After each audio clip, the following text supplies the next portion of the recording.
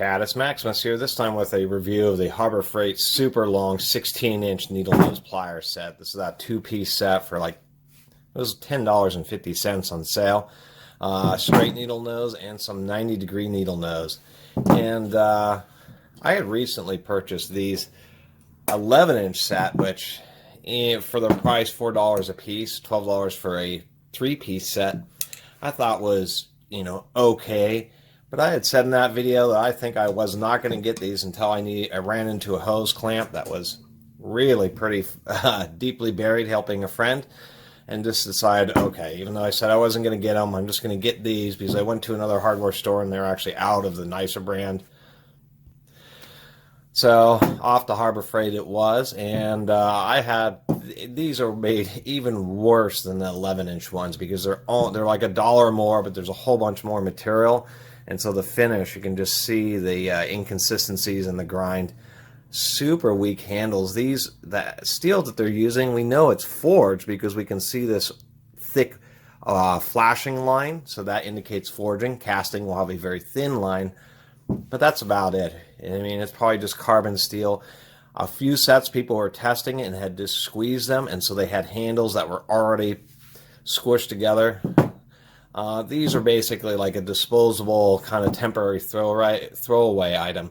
Even though they do have a lifetime warranty, when the handles do bend and the center rivet gives out, they'll replace them. But the problem is if you have such a poor quality tool that just bends and breaks every time you use it, what's the point of replacing it when everyone's just going to fail on you? And in testing, feeling out, I really had to look this to fit, and just the hand grinding on these things and the way they're bent. It's just, you can just see it. I mean, it was like a home shop made almost, like some Chinese factory got a press, a hole in the wall, forged these out, and then just had this almost like slave labor grind these. These are just absolutely horrid. These are hot riveted like any pair of pliers you'd ever really even think about owning. But the problem with these is when they do a hot rivet, it's a rivet that is actually hot. They drive it through the center hole to get the two halves together. Then they forge it. They squish it down, and then they grind both sides smooth. And as the rivet cools, they would grind it after it's cooled, it tightens up and provides a very rigid and robust connection, except for it's just so poor quality here. On one side, it's actually sized a little bit smaller than the other side. That's what really allows you to open these. But as they shrink, sometimes they do get a little tight, and that's just the way it is with hot riveted tools. You do have to break them in some.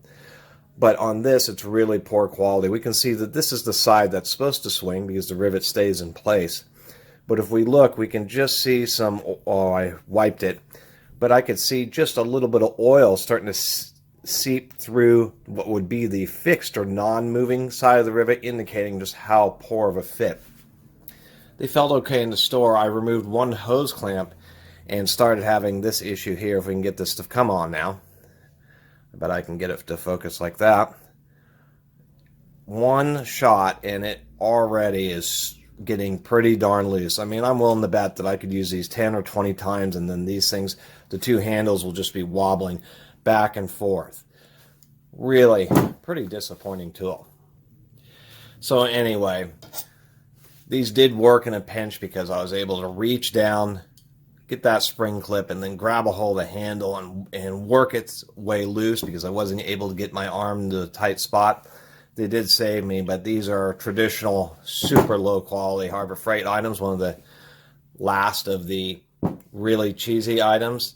People do buy these, and a lot of people like them just because they're long handle, but the quality is terrible. And this is one of those situations where I really would recommend that if you use these on any type of a regular basis, you're going to be much happier with a much higher quality pair. You'd buy these Pittsburghs in like an emergency situation or something where you just only are going to use them very rarely, and you're just not going to get your money back out of a $30 pair or $50 pair. A quick demonstration of really how weak these handles are. I have this weird little piece of metal, just a little bracket from something. Gosh, what is going on with my camera today? It's super weak. I can just bend this around with my hands, non-issue. So if I were to take what would be a huge 16-inch pair of pliers and say I needed to fold this tab over, and then crunch it down nice and flat. Look at that. That is almost putting the handles all the way together, and it still can just barely crush the super thin piece of metal. Super thin.